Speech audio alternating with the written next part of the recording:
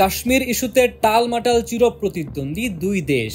পরিস্থিতি এতটাই জটিল হয়ে পড়েছে যে পাকিস্তানের সাথে আর কখনো দ্বিপক্ষীয় সিরিজ খেলবে না বলে ঘোষণা দিয়েছে ভারত। 22 এপ্রিল ভারত শাসিত কাশ্মীরের পেহেলগামে ঘটে যাওয়া বন্দুক হামলার প্রতিক্রিয়ায় ভারতীয় ক্রিকেট বোর্ডের পক্ষ থেকে স্পষ্ট জানিয়ে দেওয়া হয়েছে, ভবিষ্যতে আর পাকিস্তানের বিপক্ষে কোনো দ্বিপক্ষীয় সিরিজ খেলবে না ভারত। রাজনৈতিক কারণে দীর্ঘ 15 বছর ধরে একে অপরের বিপক্ষে কোনো দ্বিপক্ষীয় সিরিজ খেলেনি ভারত ও পাকিস্তান। শুধু আইসিসি ও এসিসি টুর্নামেন্টে পাকিস্তানের মুখোমুখি হয় ভারত। কাশ্মীরের পেহেলগামে ঘটে যাওয়া হামলা ভারত ও পাকিস্তানের মধ্যকার দীর্ঘ প্রতীক্ষিত দ্বিপক্ষীয় ক্রিকেট সিরিজ আয়োজনের সম্ভাবনাকে একেবারে শূন্যের কোঠায় নামিয়ে এনেছে।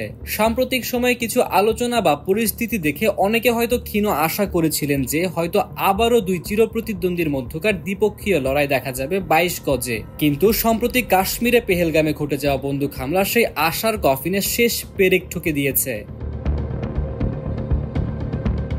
2012-13 সালে সীমিত ওভারের সিরিজ খেলতে ভারতে এসেছিল পাকিস্তান ক্রিকেট দল। সেটাই ছিল দুই দেশের শেষ দ্বিপাক্ষিক সিরিজ। আর ভারত সর্বশেষ পাকিস্তান সফর করেছিল 2008 সালে। বর্তমানে দুই দেশের লড়াই শুধু আন্তর্জাতিক প্রতিযোগিতার মঞ্চেই হয়। যেমন 2023 সালের ওয়ানডে বিশ্বকাপে ভারতে খেলতে এসেছিল পাকিস্তান, যদিও 2025 সালের চ্যাম্পিয়ন্স ট্রফিতে পাকিস্তানে যায়নি ভারত।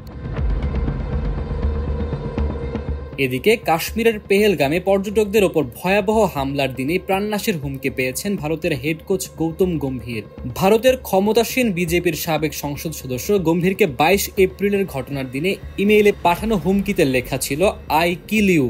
ভারতের সংবাদ মাধ্যমগুলো বলছে প্রাণনাশের হুমকি দিয়েছে আইএসআইএস কাশ্মীর। কাশ্মীরের পেহেলগামে হামলার পর ঘটনার তীব্র নিন্দা জানিয়েছিলেন গম্ভীর। এক্স অ্যাকাউন্টে লিখেছিলেন, যারা এই ঘটনার জন্য দায়ী তাদের মাশুল দিতে হবে।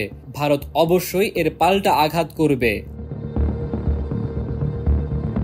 অবশ্য এবারই প্রথম হুমকি পাননি তিনি। 2021 সালের নভেম্বরে সাংসদ থাকা অবস্থাতেও এমন হুমকি পেয়েছিলেন ভারতের সাবেক বাঁহাতি এই ব্যাটার। মঙ্গলবার কাশ্মীরের পাহাড় ঘেরা উপত্যকা পেহেলগামে মর্মান্তিক হামলায় অন্তত 26 জন নিহত এবং বহু মানুষ আহত হন। অজ্ঞাত বন্দুকধারীরা পর্যটকদের ওপর গুলি চালায় বলে জানা যায়। 2019 সালের পর কাশ্মীরের সবচেয়ে প্রাণঘাতী সন্ত্রাসী হামলার ঘটনা এটি। মুবিন আহমেদ, সময়ের আলো।